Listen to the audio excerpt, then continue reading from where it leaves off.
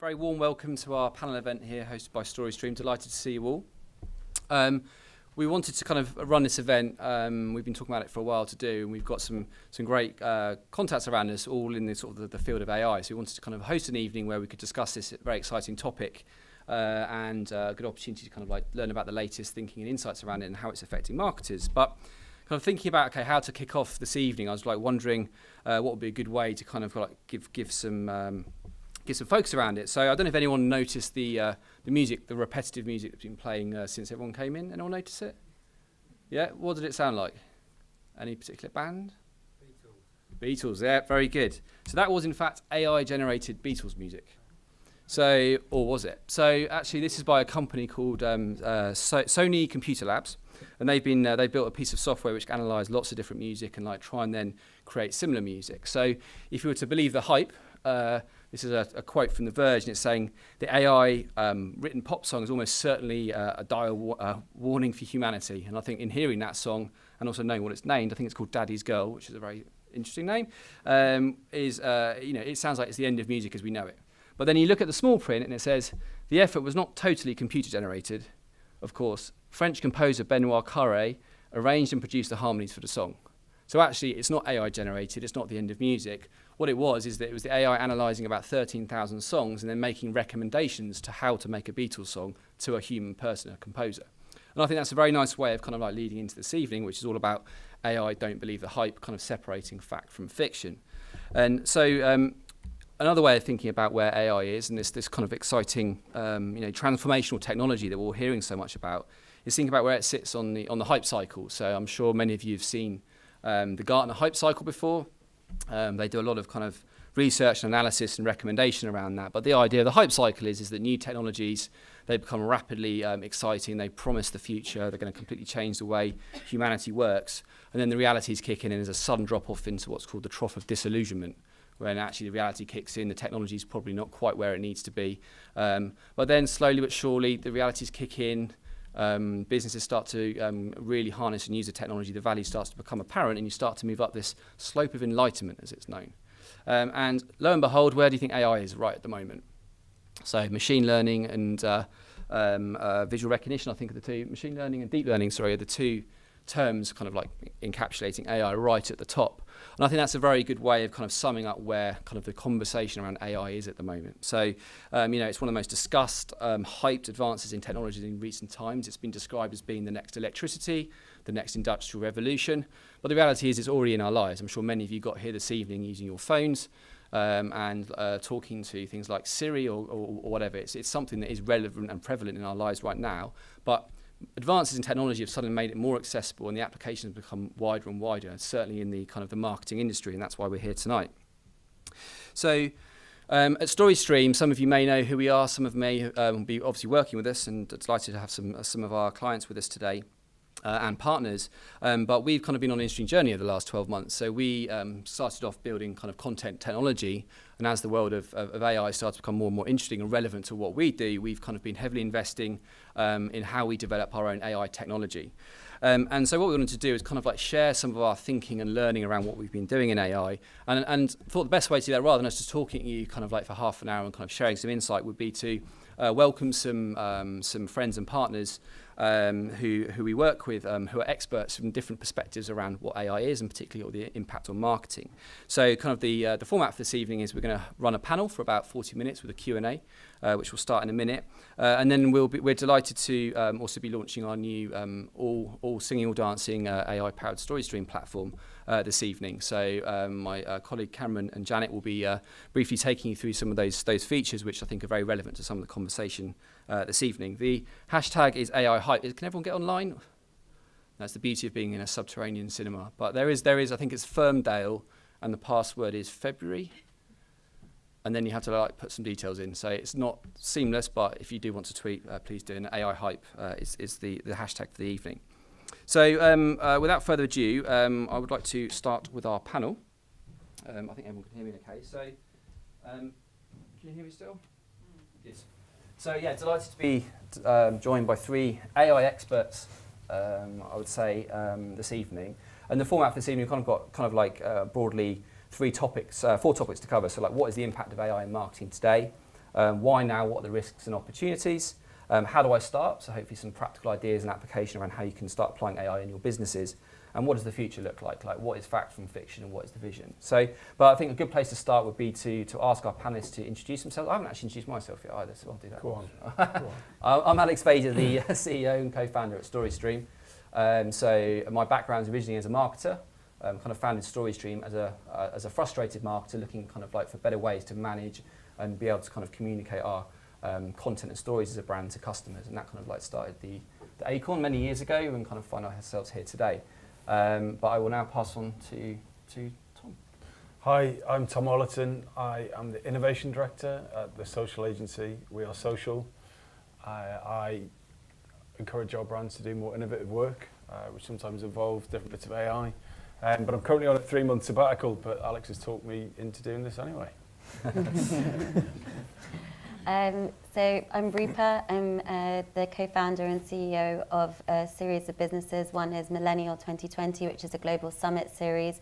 We host them in New York, London, Singapore and Sydney, bringing brands and retailers together with their future solutions and what they need to know, whether it's retail marketing, AI, voice, VR, AR, and all the solutions that make up their future commerce toolkit. Fantastic. Good evening, everybody. My name is David Kellner. I'm a partner and head of research at MMC Ventures. We're a London-based venture capital firm, so we invest in what we hope will be the world's leading next-generation technology companies. I have a particular focus on AI and AI-led companies. We've kind of mapped the UK market. I've met now more than about 300 AI companies, and we've invested in some of the very best, and we're proud investors in StoryStream, among others. Thank you very much. So I think as an introduction to kick everyone off, I'd ask everyone just to give a view of kind of like what do you see the impact of AI being today? So maybe Tom, I'll start with you as you're closest to me. Kind of from your perspective, being in an agency is doing lots of innovative things with clients. Kind of what sort of impacts are you seeing AI in your sector, and particularly in how that's affecting the brands and marketers you work? I'm seeing a lot of chin scratching. A lot of people thinking, that's very interesting, but not necessarily a lot of action. Mm-hmm. I think that it's quite common for innovation people to kind of sell in the sizzle, and whereas it's very easy to inspire people, it's very difficult to get people to take action. Mm-hmm. But I think there are two major practical applications of AI. For brands from an agency perspective, and that's automation and personalization. Mm-hmm. And just a couple of stats, Yahoo demonstrated personalized creative outperforms generalized creative by a margin of 54%. But in reality, on the kind of media side, 97% of programmatic campaigns lack a targeted creative for each segment. So using AI to personalize content has this 54% uplift, yet almost everyone isn't bothering to do it. And I think there's a bit of fear and uncertainty. And I think that comes from the fact that humans don't want to relinquish control to a machine. As much as AI might be interesting in terms of automating content, I don't think brands or their agencies really want to let go of any part of the creative process. I think that's definitely one of the core concerns, I guess, from AI at the moment. A lot of it's been dramatised in the press around taking people's jobs, and we'll talk about that a bit more later on. But I think that's probably a very interesting theme we'll explore more this evening. Thanks, Tom. Rupa, what from your perspective? Yeah, so I think it's been all around us for some time with Google, with Facebook, in particular relating to brands and retailers. I think there's a couple of areas where experimentation is beginning or has begun, and I think one of them is customer service, so chatbots. And I think a lot of people are playing with chatbots, testing them out. My big question on that is actually how much is more of a novelty factor versus actually creating an impact on bottom line. Mm-hmm. Kind of what Tom was saying. So the most exciting for me is personalization at scale. And I think we're in an era now where that's never been more important. So having that individual one-to-one customer relationship, understanding sentiment, understanding insights about your customer so that you can have that one-to-one relationship with them. And AI allows that and is already allowing that in various ways. So I think that's really exciting as well. Mm-hmm. So yeah, I think again, personalisation will be another topic, I guess, this evening that will probably come up a number of times. There's been a lot hyped around personalisation in the last number of years. The kind of way of getting to people's there, but what you then deliver to them is kind of the bit that's still the chin scratcher, as you say. David, how about from your sort of investor perspective, what are you seeing from? So I think marketing is ripe for disruption through AI, and I think what's striking to me is if you look at the activities that marketers undertake, virtually all of the stages of those activities, from customer segmentation through to advertising, through to content personalization, through to churn prediction, all these phases and more, all of those are very well suited to be enhanced or augmented through AI. So I think there's tremendous opportunity. I think more broadly, marketing is ripe for disruption, because if you look at marketing as a business function, it's very well suited to AI generally. So there are numerous prediction and optimization challenges in marketing, the kinds of problems that AI is very well suited to address. There are large and generally pretty available data sets which are useful to train machine learning algorithms. So again, marketing is very well suited to that. So I think for all of those reasons and more, it's very well suited. And I think, especially if we look at some of the recent developments in AI technology, particularly around computer vision and language, the challenge of managing and getting value from all of the linguistic and pictorial assets that brands have and have developed over the last few years with user-generated content and their own produced assets, there's exciting opportunities around that. So I think there is enormous scope for disruption. I think what's interesting from what we're seeing is just we're just at the early stages, though, of buyers starting to cross the chasm around adoption. We're moving from kind of the age of innovators and early adopters just into kind of the early parts of the early mainstream. So I think we're at a very interesting time.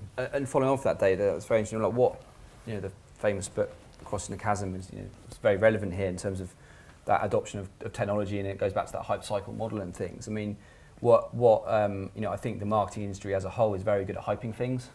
I suppose we're all marketers, so that's kind of like what we're in the business of doing. And there's no difference with AI. But what are you seeing is the fluff? What's like between these four walls? What is and the video recording that we're doing? What is kind of like just the hype at the moment? I think it's very difficult with so much out there to distinguish with where I should be focusing. If you are adopting, where do you and innovating, where do you start? But what is that kind of?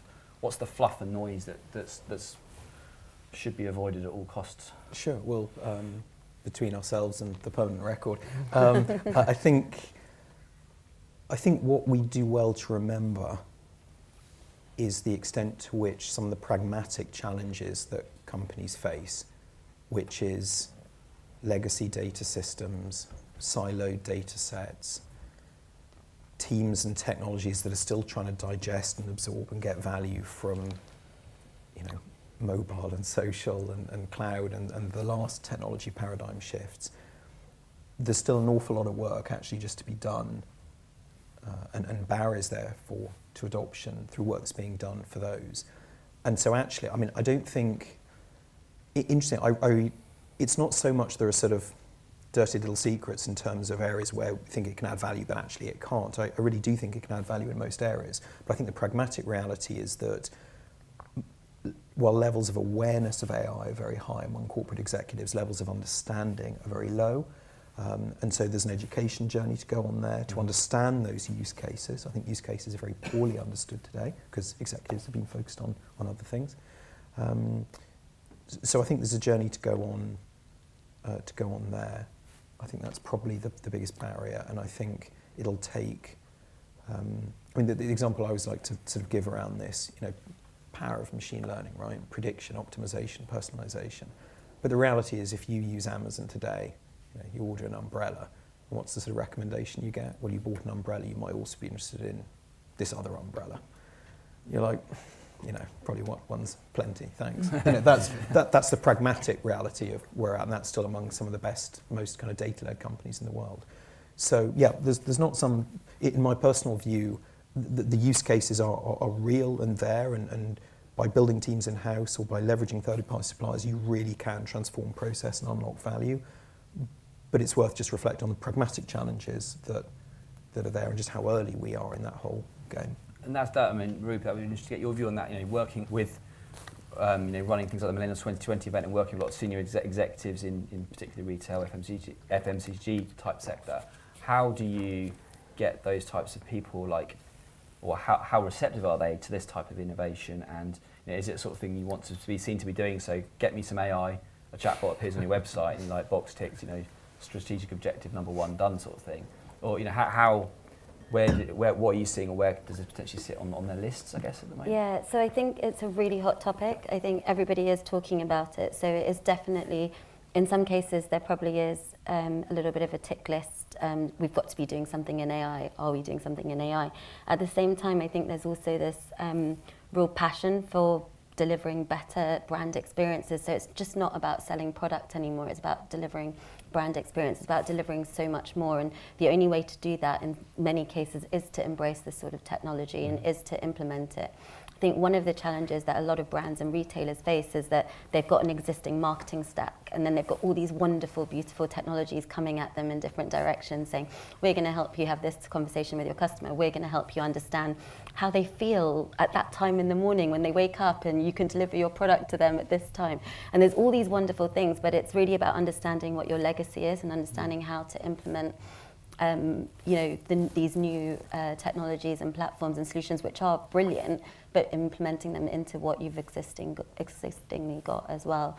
And then the other part of kind of what you were talking about, but part of that shift is about also, have you got the right people internally to also implement, embrace, and deliver that success? So, there's a lot of talk about, what is the role of marketers? Will the role of marketers stay the same? Will the mindset of those marketers stay the same? But one of the kind of biggest shifts is this kind of shift in, are the marketers that are currently sitting in those seats the right people to be implementing this? Does it require tech teams and marketing teams to work even closer together than they do currently?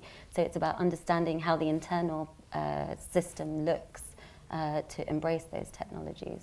Well, that's a fascinating point. So it's definitely the legacy system things, the joining the dots between the technology is definitely a big barrier. I mean, thinking about us as a technology company, that's probably one of the biggest barriers you come up against, is the appetite's there, but how do you kind of navigate that? And just thinking, Tom, to your point you made earlier on about data, and I think again data's a big theme around AI, because without good data you don't have good AI principally, and I think that most companies are awash with data, but breaking down the silos and making it useful is probably one of the biggest challenges. What are you seeing in terms of that data challenge? You're talking about actually you're able to prove the use cases of AI, but people are still not necessarily I must do that. An increase 54%, as you're saying, between the ads seems pretty significant to me. So is it like a technology thing that slows people down, or what's your view on that? Well, in my experience working in an agency, brands aren't very willing to hand over all of their first-party data. One of our clients is Google. They're not just going to go, "Oh, we'll send you an Excel spreadsheet," and they hand it all over. So even if the marketing team really wants to do it, they're not necessarily, even if they sit next to the team that has the data pulls up the data from their smartwatch or their self-driving car or bank accounts or whatever it is, it's a real problem. And ultimately, that's brands will have to get together internally, I think, to your point. So are we going to become an AI-driven company? Are we going to make machine learning a core value of our business? And until they say that at the highest level, then it's always going to be a bit of a shit fight, unfortunately. Who do you think is going to be who's going to own AI in a brand or an organisation? So is it a CIO? Is it a CTO? Well, I think it was interestingly last year globally, CMO budgets got larger than CTO budgets, I think, for the first time, 2017. And it will depend on the company. That's like saying, where does social media sit in a business? Sure. I would just add on that point, Gartner's done some useful survey work around that, and it shows very strongly that organisational change through AI is driven top-down from the C-level, and it's less so kind of CFO, but particularly CEO, CIO, CTO, to the extent you'd expect, but certainly top down and actually see CEO even more than CTO, CIO, more than one might think. Are you seeing, David, from I open up the panel, but like thinking about the importance of IP and owning AI in your business? So you know, like the data trained models, those sorts of things. Are you seeing that organisations are starting to think about hiring their own data science teams and AI teams? You know, that type of talent is obviously very scarce.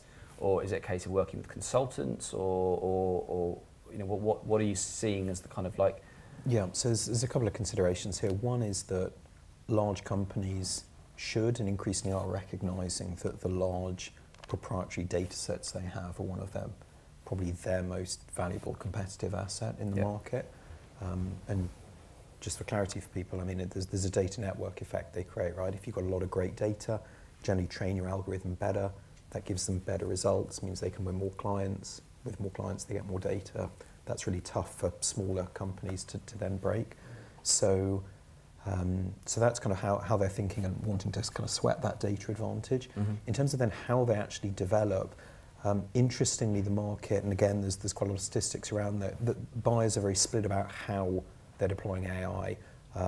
They are sometimes using third-party suppliers, sometimes developing teams in-house, sometimes using a combination. What you generally tend to see, and actually a kind of strategy I'd recommend in the companies we see, is you're not and probably shouldn't, as a big company, kind of going to build a world-class data science team and machine learning team overnight. It's just not going to happen. But what you can do is work with expert third-party suppliers and software specialists who are companies that can provide these capabilities for you, and you can either engage with them for the long term and or while engaging with them, be developing and building up your own in-house team over time when you know what you're looking for and you've got some of the success factors. Okay, great. In terms of the risks and opportunities of like thinking about AI, and I'm sure lots of people who have come along this evening from a bit of discovery. Some of you may be starting to look at AI projects in your business. Some of you might be quite advanced with those. There's a real mix, but where do the risks lie? You know, we always talk about kind of like this is going to transform marketing and the way the relationships are built with customers and things. And you know, what are the pitfalls and risks that you're seeing? So, Tom, what's your view on that? I think the main risk is assuming that AI is going to do everything, certainly from a marketing perspective.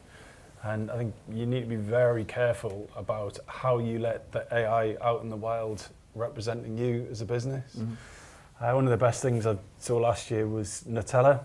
They did a wrap of their jars that was created by an AI, and they created 7 million different, what do you call wrapper, John? Packaging, sorry. Label? Not my world. Label, thank you. Or is that the thing you stick up? Anyway, whatever. So they created 7 million different Nutella labels, but no one signed that off, right? There was no CD. You had to go home over the weekend and went, yes, no. Like, God knows how long that would have taken. But what that person did do was sign off the algorithm. They said, right, within these confines, you, weird machine, can produce anything you want. But outside of that is things like, you know, embarrassing body parts and swear words and all that kind of stuff. So I think that was a really clever use of AI in label design, where they signed off the algorithm in the same way Tesla might sign off a driving algorithm. Tesla don't sign off how you drive from Brighton to Newcastle, right? They sign off the fact that the car can make its own decisions. But then you see other companies like Microsoft and the unfortunate example of the Tay chatbot, where they said, off you go into the wild, and the internet turned into this horrible, racist, homophobic machine. So what Microsoft didn't do was define the right values. You know, so it was talking about like Hitler and the Jews and all the same horrendous stuff. But what they could have done is said, you can't talk about these topics. You can't talk about these things. So that is the main risk. Be very, very careful about the level of autonomy that you give to an AI when representing your business. Yeah, that's fact. I've never really even thought about that. It's kind of like your new voice of business, or your new representation of the brand, I guess. Rupert, in terms of the, again, thinking about some of those sort of senior exec type things, like how do you even communicate that as a concept in a way that thinks like, yeah, we need to like let the guards down a little bit and give this new thing kind of autonomy to be representing our brand. I mean, that feels pretty scary to think to a lot of corporates. Yeah, I think it, as the guys are saying, I think it comes down to C-level. So like if you look at brands like Unilever, it's always been from CEO level down that we're going to innovate our marketing in every way. We're going to stay relevant, whether that's through acquisition of our future competitors or whether that's through setting up a foundry that allows us to innovate with startups and try AI and try new things. Mm-hmm. But that's always come from kind of a top-down approach with almost like a framework around it of how can you allow innovation. Same with the likes of like Yoox Net-a-Porter.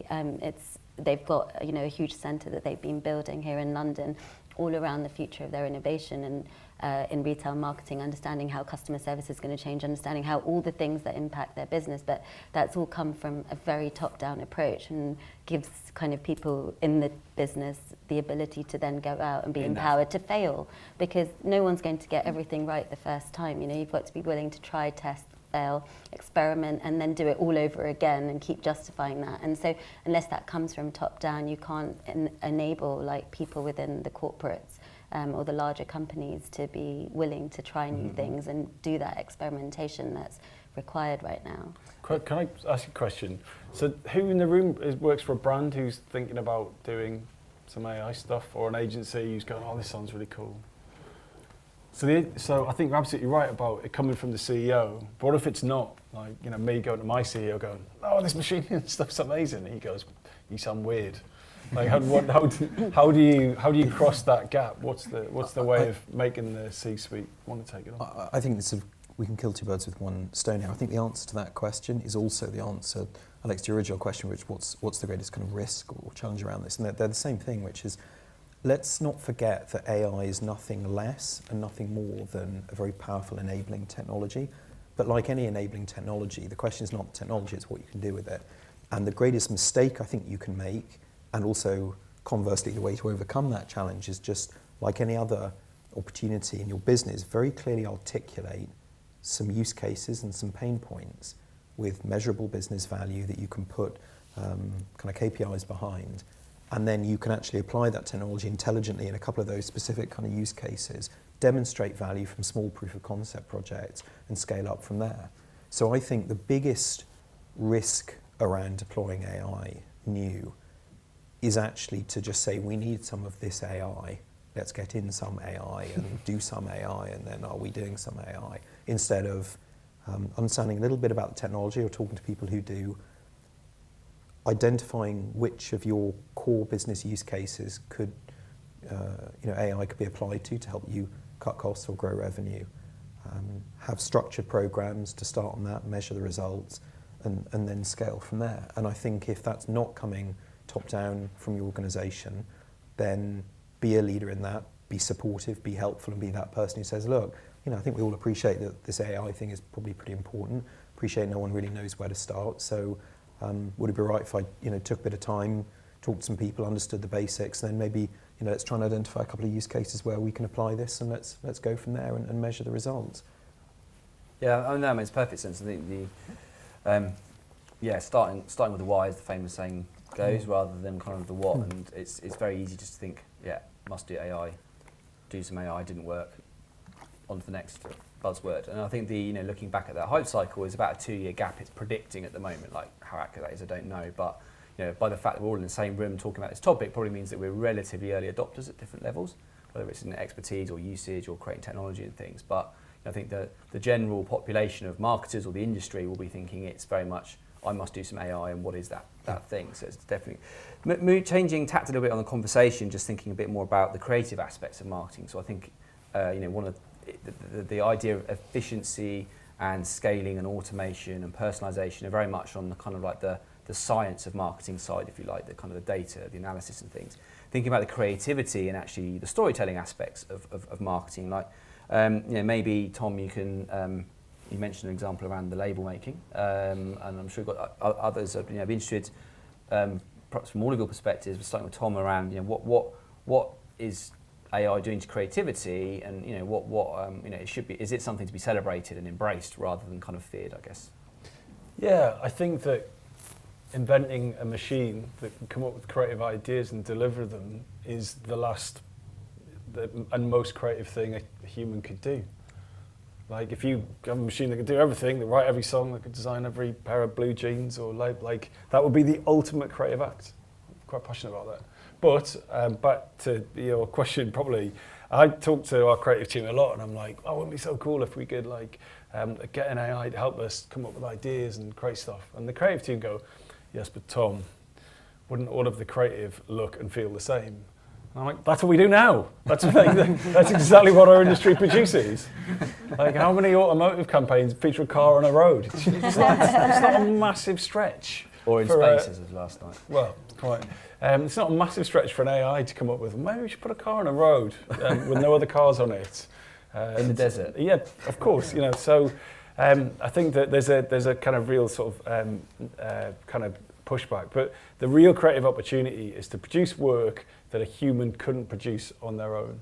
It's AI to find an insight, AI to do research that can help a creative come up with an idea that wouldn't have been possible otherwise, or to help them find conceptual links between topics that weren't apparent. So I think that we're on the cusp of a whole new wave of what some people in the industry are calling assisted creativity. So from a media perspective, it's like, right, okay, I need to personalize 5,000 ads to 300 different audiences that quickly. Sure, an AI can go and create all those things based on location, device, so on and so forth. But actually, I think the real interesting thing is, can we have super creative teams that are using artificial intelligence to come up with better ideas than we've seen before? Does that fit the current agency model, or do we see a new kind of breed of agencies kind of like disrupting, or will it be stuff that the larger groups are looking at? I think there'll always be innovation people in agencies who want to change and do things differently. But then I think it's human nature for director level people at agencies to want to maintain what's got them to that point in their career. No one wants to get to 40, 45 and go, oh, fuck this, let's do it totally differently. No, they just want to earn more than monies and have a good time. And that is the problem that a StoryStream is going to have, and other AI businesses are going to have. That you've got people, at sort of my level, who just don't want to change. Yeah. They don't want a new version of creativity. They just want to be the best in the industry at the old version of creativity. Mm-hmm. Until the next generation comes through and it's just table stakes. Yeah, but then it's the old guard teaching people the old ways. It's not like every 21-year-old that comes into the business is this kind of like amazing, innovative, mercurial person. They're kind of far from it. I think that's. I have a slightly more punchy kind of take, which I think the extent to which those less innovative adopters will get disrupted, I think might happen faster than we think. I think economics wins out, and I think the reality is the companies, when we talk about creativity, it's very tempting, and AI, it's very tempting to think of sort of the creation of new creative assets and so on, but if we just think about the process automation piece, there's a blurring between the two. For example, we can now with AI create completely realistic looking pictures of people who have never existed. So we can create collateral using AI. The kinds of companies that are embracing AI, either for process automation or for the generation of new creative assets, will be able to do so at a scale and at a cost and with a degree of personalization that just cannot be achieved any other way. So there's an interesting thing there, right? That what you're talking about, I'm being slightly provocative, is computational creative assets. Computational creativity actually linking two separate things that weren't previously joined to come together to solve a purpose, which is a kind of loose description of creativity. We're nowhere near, absolutely nowhere near, and I don't think that's going to happen in anytime soon. I totally agree. I just think that let's call it the sort of process creativity, not the conceptual creativity, that process kind of automation, process creativity, that will have such an impact on the economics of the business that will force AI to become pretty mainstream for a lot of for a lot of companies. I think, I mean, you know, we have a broader thesis on this, and you know, the reality is any technology paradigm shift that occurs, it was the same with cloud, it was the same with mobile, you get a bifurcation between leaders and laggards. But I think the extent to which laggards will lose competitiveness and relevance in the age of AI will be even more significant and even more rapid than in previous paradigm shifts, because in this kind of information economy in which we live now, the economic advantages accrue so disproportionately to companies that can process information more intelligently, and the kind of data network effects that kick in as well. I just think that'll be a really powerful kind of thing we see over the next few years. So do you think that, so that's the reason, so it's not, creative is almost irrelevant at that point. It's basically what it can do to help accelerate business value is what will drive the adoption, not that it can come up with the most. No, because I think the big word there is probably imagination. Like that thing you're talking about, Tom, like can a computer come up with something that's imaginative rather than just look at lots of things and then make a prediction around it. Yeah. And I don't know if you saw, but 20th Century Fox recently did the first AI created trailer. So I don't know if you saw that, but basically they used AI to basically look at all the past sounds, compositions, visuals of other horror movies, and then within a day were able to create Morgan's trailer based on using the analysis that they did, which sometimes would take weeks-long process, and they're able to do it in a day just by using this AI. So they're able to optimize, make it more efficient, and the result was keep creativity, whether it was something new that was being created, which is what you're talking about, with does it get lost somewhere along the way, versus just optimizing the process of putting creative output out there. Yeah, I think we need to be really careful of IBM Watson. Their spin is so good. It's ridiculous. Like, you know, we wrote a song, we created a fashion range, we designed a movie trailer.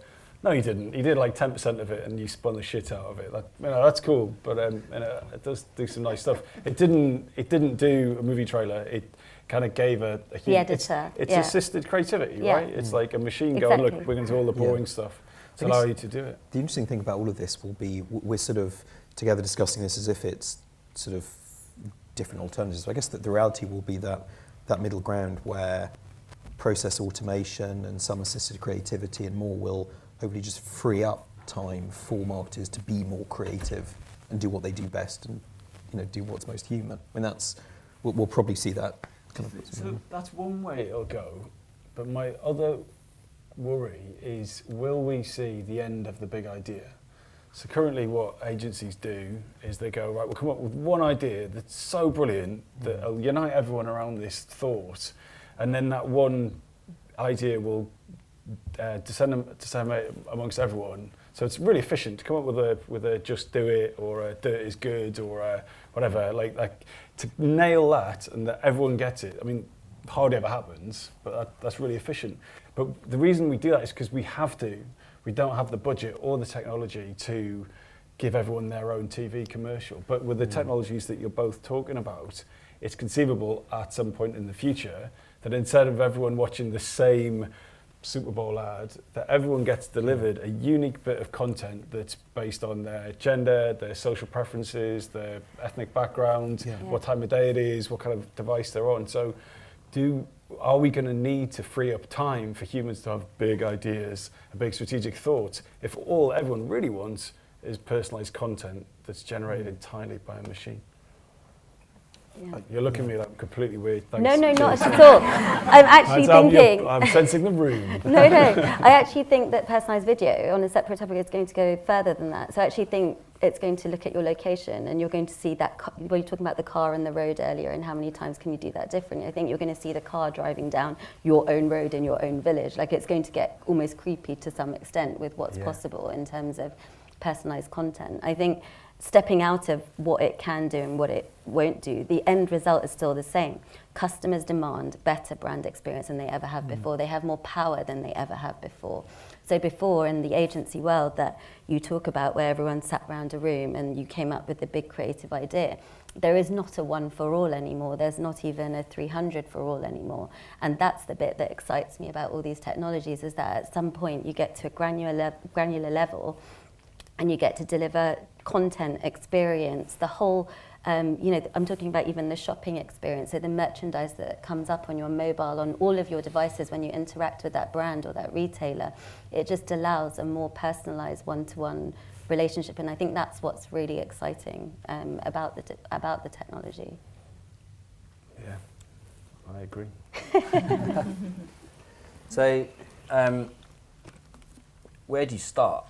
Like, I think there's quite a lot of different things, but like for anyone like in this room today, like tomorrow, I want to do some AI, or actually what should we be doing? I've got this really big problem, or this problem I think that AI might be applicable to.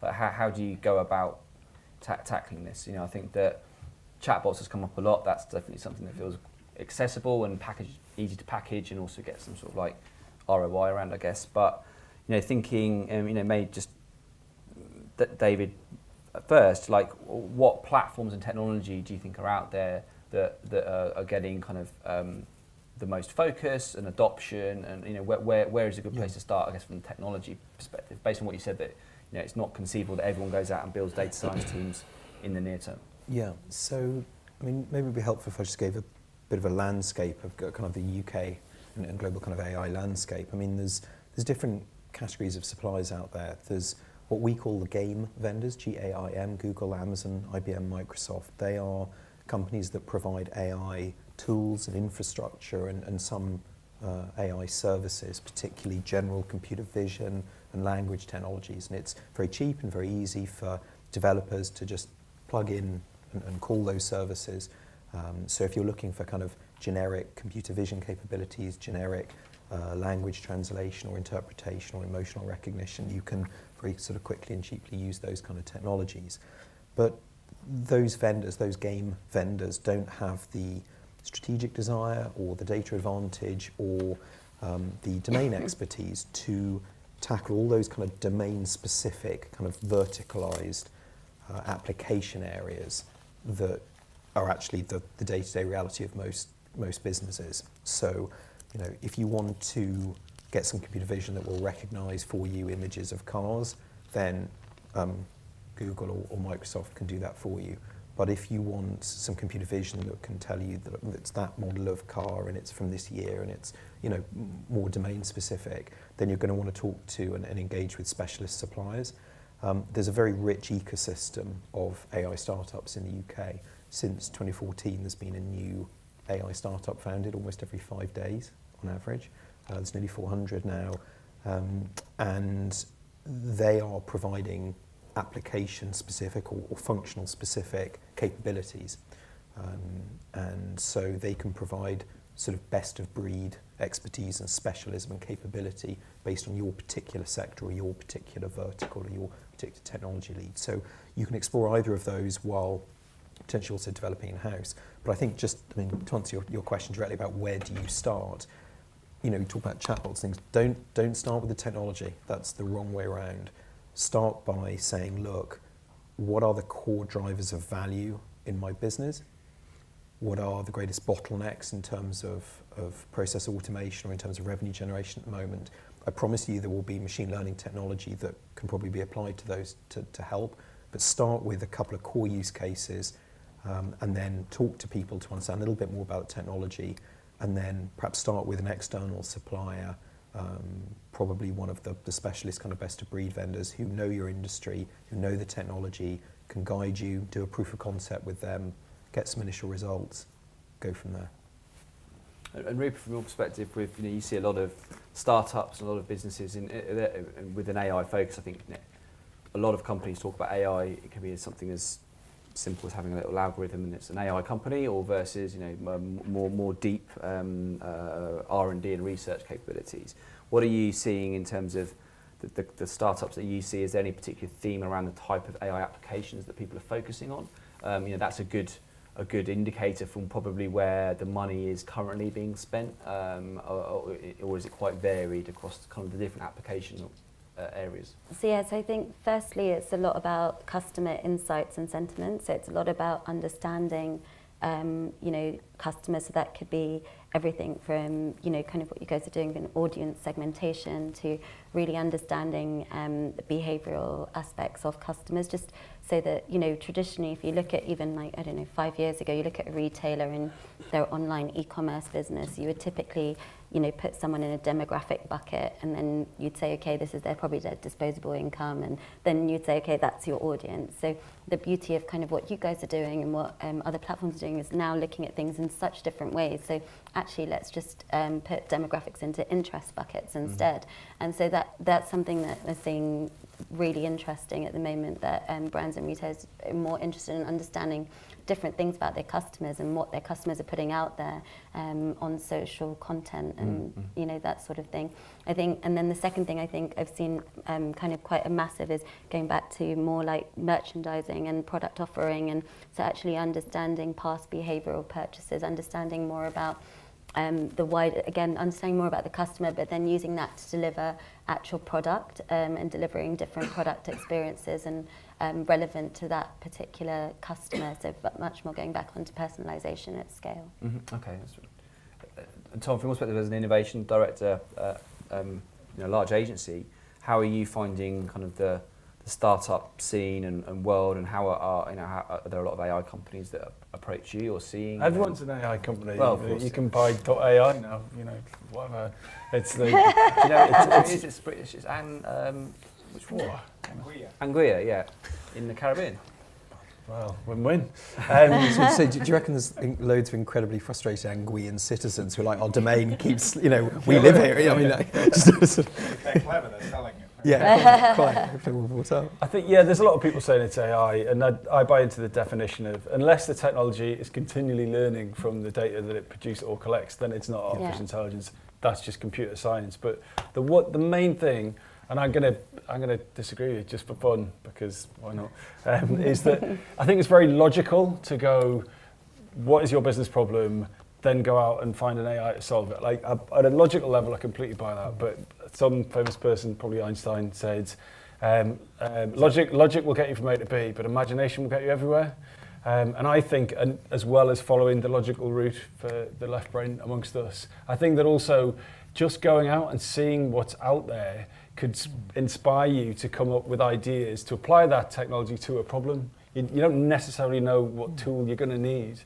And my advice for doing that would be stay off the internet and actually go to more events like this, go to more meetups, because most of these .ai businesses don't have much marketing budget, don't have much of a footprint, so consequently they don't have very good SEO. So if you go on to like TechCrunch or whatever it is, what's your tech supplier of choice, all of those things are on there because they've got good SEO, which means everyone else has already heard about them, which means you're coming to it late, which means that you're not ahead of the pack. But if you go out to meetups and you network with people who are in the space, they'll say, oh, who have you seen that's interesting? And I'll be like, oh, well, there's these two girls that have set this thing up in Runway East in Shoreditch. You should definitely go and meet them, because there's no way you're going to find out about those people online. Yeah. So I think, like, kind of ironically, ditch the internet and get into the real world and meet some of the really small, exciting businesses who could inspire you to change your businesses from within. And I completely agree with that. And I think it's really, really like amazing that there are these amazing startups. They're looking for brands and marketeers like yourselves to help them be that first pilot, to help them be that first test. They're willing to even evolve their product often to be your first pilot, and in return use you as a case study to take it to the next place. So you could end up with a solution that's probably even more tailored for you, just because you were there at the right time and were early enough to discover it in the first place. So yeah, strongly recommend that. Just before we get to a Q&A and open up some questions to our audience, just like as a final point to draw our kind of panel discussion to a close, it's been fascinating, a couple of very interesting topics, but what does the future look like? So kind of fact from fiction, let's think more about the future, what's possible, like from each of your perspectives, what does the marketing department in 5-10 years time look like? I mean, maybe that's just too far out, say 5 years time, but starting at your end, David. So I think you'll see the increasing proliferation of AI augmentation at every stage of a marketer's activity. All of those kind of processes I described earlier, AI will become embedded into the tools that people use to undertake their jobs. I think over the longer term, a greater proportion of tasks that comprise people's roles will become automated, and those people can spend their time focusing on other things. I think we will also enter a kind of quite more profound age of personalisation. You know, I do believe that. And I think that should give us better retail and consumer experiences, and should give new potential for companies who are delivering those services as well. So I think those are just two of the kind of the immediate consequences. I think what's really interesting though is more the kind of second order consequences. And to me this is more about some of the impact on society that you'll see, some of this kind of bifurcation I described between leaders and laggards in terms of who adopts this technology, and some of the kind of unimagined things. It's perhaps not core to your question, but perhaps if I just finish with this, which is just purely on the creativity piece. I don't know if you've ever seen kind of art or even mechanical objects designed by AI. Purely by AI. It's fascinating, because rather like when computers play chess, some of the moves they make are surprising and imaginative to people. And I guess what I'd say is, if historically we've always been modelling software and software processes on how humans do things, I think over the longer term we'll start to see how computers do things and the imaginative and different way they do things, and start more to copy and emulate that. So that'll be a pretty interesting time. Absolutely. Thank you. So I think we'll see increased, we've touched on it already, but increased efficiency and optimization through AI. But I think now we talk about it as something that is, you know, happening and evolving slowly. In that sort of time frame, I think that if you're not doing it, you may not be around, you may not be relevant, and that sounds quite harsh, but I really do think that we're in an evolution and that nobody can stand still. And the things that it's going to allow you to do, the time it's going to free up, what you were saying, is going to be such a phenomenal impact that it's not, you know, people talk about it taking marketers' jobs away. I don't think it's that. I think it will actually make marketers' jobs more easier, and I think it will allow them to take away tasks that they no longer have to do. So I think that's number one. And I think secondly, I just always go back to this, that it's all about the customer today. So we've gone from a complete supply-driven economy to a complete demand-driven economy, and what the customer wants, the customer will get, and if they don't get it from you, they'll go somewhere else for it. So they've got more choice than they've ever had before, and it's probably just increasing. So again, just going back to the AI piece, in whatever way it can help brands and retailers evolve their propositions, stay relevant, increase personalization, understand their customers better than ever before, that's the direction that we're moving in, and it's going to continue to get more and more in that direction. Lastly, Tom? Well, for me, just to finish on a story, at the end of the Second World War, the US military commissioned a study about what they thought the future of warfare was going to be, and it was an extensive report. And I think two of the things that came out of that report was something like the jet engine and something else, and the sort of development of nuclear war. And so the American military went, right, well, if that's the future, we better tool up for it. And so they created all the planes and the battleships and all of that technology. And so then that sort of became the future of warfare. And so I think it's the future of AI is what people in this room decide they want it to be. Especially if you work for a big brand, or you work for an agency that represents a big brand. If you think AI personalization is going to be a massive thing for Unilever, you fucking bet it definitely is, you know. So really the next 5 years is down to people who give a shit to show up to events in the evening and make it happen themselves. Well, that seems like a good place to end. Please join me in thanking our panellists this evening. Very good. It'd be great to take some questions from the audience. I think there's a microphone somewhere, or is it under my chair? No? It's not that big a room. No, we can probably do without it. So Does anyone have any questions for our panellists around any of the topics we've discussed this evening, or anything else, preferably AI related? But any questions from? Right. Do you think that having DPO, data protection officers, all this GDPR stuff, will aid AI progression, or will it trump it? As in, if DPOs organize the data for the companies, will someone take that data and do something interesting with it, or will they be more inclined to kind of just leave it there? Sorry, in terms of progression of AI, and that's to all of you. A couple of thoughts that might be helpful. Depends on your viewpoint. It will help China and places where there is not concern for data privacy. So if you're a consumer, you're probably fairly grateful for GDPR in Europe. But in terms of the purely competitiveness of the AI economy, that's at some cost globally. So there's an interesting trade-off there, depends what you're valuing.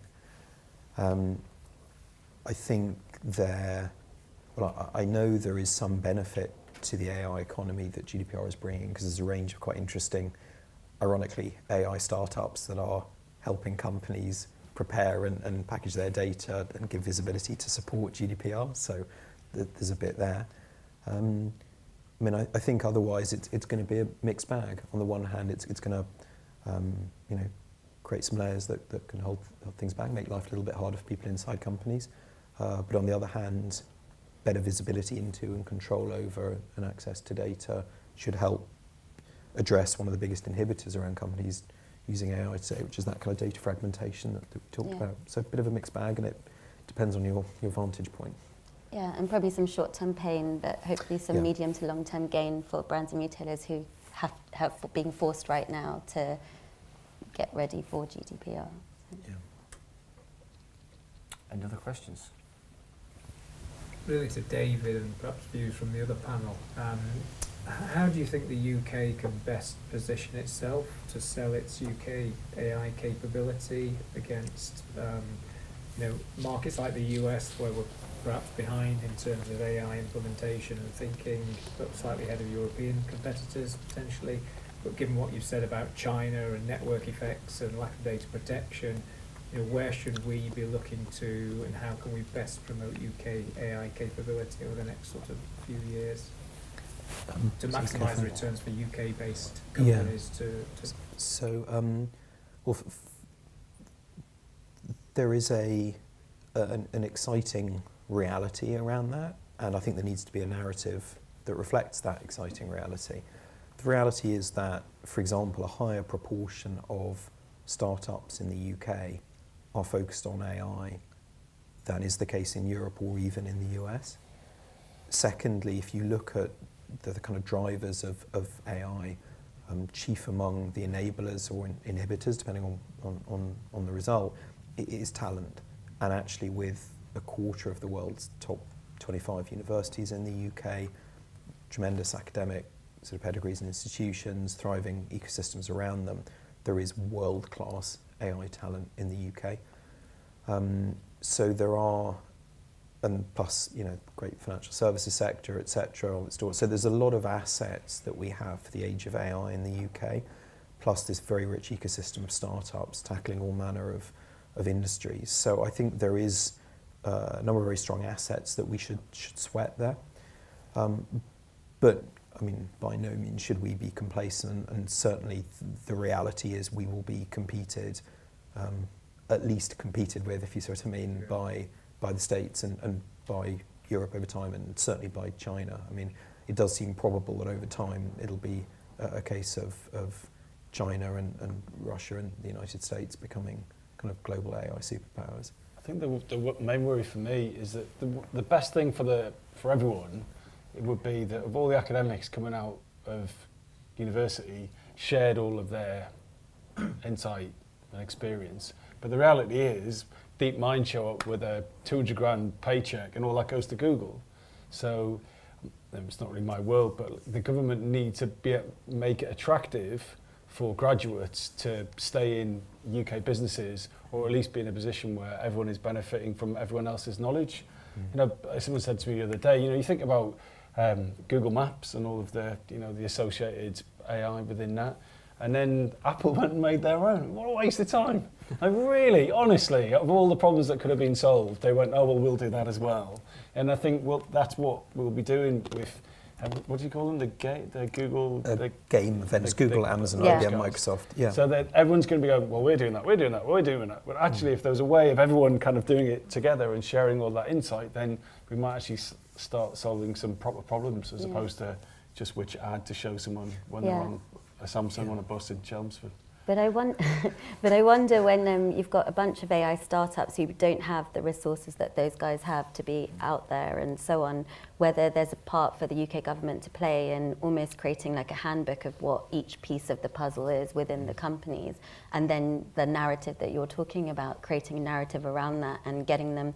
The most important thing at that stage is obviously, one is funding, but the other is getting them the pilots, getting them the customers in each of those markets, which is obviously something that the government has already done with some of our events as well. But you know, maybe doing that on mass scale, not just through events, but getting those customers and those delegations across, but creating it around the AI narrative. I think one of the, sorry. Yeah, no, that was it. Well, coming from an AI company's perspective, Yeah. I guess. The leveler with AI is basically what data sets you go after, basically specialising in, because you know the data sets are the key to AI. Like the algorithms and what you can do are you know, increasingly getting better. There's lots of open source technology out there. That a lot of those are solved problems, or problems that are getting more solved by more people, should we say? But access to the data sets, which training those algorithms for specific problems, is where the real strength lies. And I think that there's two things to that. There's a story I was seeing on read about, and it's these two Stanford graduates, and they spent every weekend going out taking pictures of cabbages, and they worked out that 1 in 10 cabbages had some sort of like disease with it. Wow. And they got a database of like hundreds of thousands of images of cabbages, and they worked out like the yield of basically either hand picking them or getting the machines making mistakes. You know, they worked out that they could do it way more efficiently with their data set. And that's not something that Google would ever think about, that Facebook would ever think about. They sold that business for $300 million to John Deere, and that was all based on the data set, which you know, you can get huge competitive advantage very quickly. And I believe that the AI startups, if they can get and support the brands to build their own trained data sets, and that IP still sits with the brand, but the AI companies can help accelerate that thing, that's a very valuable thing to do. And that's not something that the game guys I think are looking at yet. So if you look at their visual recognition, for instance, it's very broad, but as you said, David, it doesn't go very deep. And so there's lots of opportunities around that where you need specialists to help. I mean, a way to sort of combine all now. well, sorry, but I mean, a way to sort of combine all of this. I mean, a great example of a kind of proprietary UK data set for UK PLC is the NHS's data. Yeah. You know, that's an incredible asset that we've all paid into to help create, and that we all get value from. If there's a way that we can help get value for the UK from that unique data set, if there's intelligent and innovative ways to do that, you know, I think we should look at that. Partly handed over to DeepMind recently for their research, ironically. Yeah, there are engagements happening. The question is, how do we structure them in a way that can be useful in the kind of way you described? Any other questions? We've got start. Yeah, I was just going to ask, there's quite a lot of push kind of marketing facts here. I'm just thinking from a customer-led basis. So open banking is something that's just come in recently, which allows customers to actually share their information to get, at the basic level at the moment, probably aggregation and recommendation. Do you think there's going to be a demand within the market from customers to actually start using AI to actually get better insight in that kind of basis, where almost from your behaviour you'll be able to let it run and adapt and find your offers, but be a lot more bespoke perhaps than what we get at the moment? And are we seeing any of that in the market? I think there'll be I don't know the answer, but what I do think is that there's going to be a need for like Siri and Alexa and those things. They're all AI on the behalf of the owner of the AI. They're not like AI based on the individual.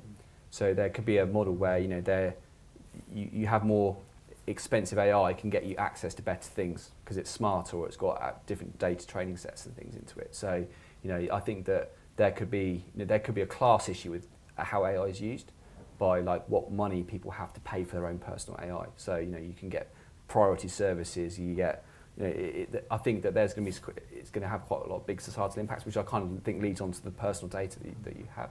But I don't know. That's an interesting point. Yeah, I heard there's quite a lot of talk about AI in HR. I think it's really interesting. That's one industry that's kind of thrown themselves at it. And they're saying that in the future that your CV will have what AIs you use. Now, I don't know if anyone's used X.AI, Amy or Andrew, where you can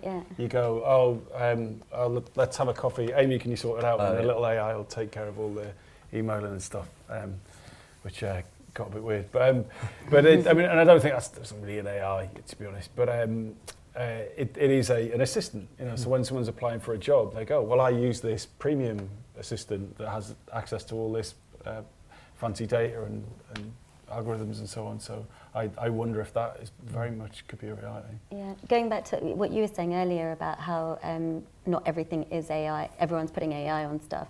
The assistant is a perfect example that I think they found with one of those, that it was actually a lot of humans behind it, but they were in the process of building it out. So they were starting to call it an AI assistant. I don't know if it was that one, but they were calling it that, but there were still humans behind it at the moment while they were trying to kind of continue to build it out. So there's a lot of question of what is actually at this stage AI. Yeah. I think the answer to your question is yes. We've seen a number of startups that are using open banking to provide to draw a richer and more collated view of data of an individual, and to then provide an intelligence layer to try and do useful things with that data to add value and recommend other products to clients. So it is happening. I think that draws our panel session to a close. So please join me. Thank you for your questions, and then we'll be around as well afterwards with drinks and things in the room next door. So there's plenty more time to kind of ask our panelists or discuss amongst yourselves. But please join me in thanking our panelists for a great session. Thanks, guys. Thank you so much.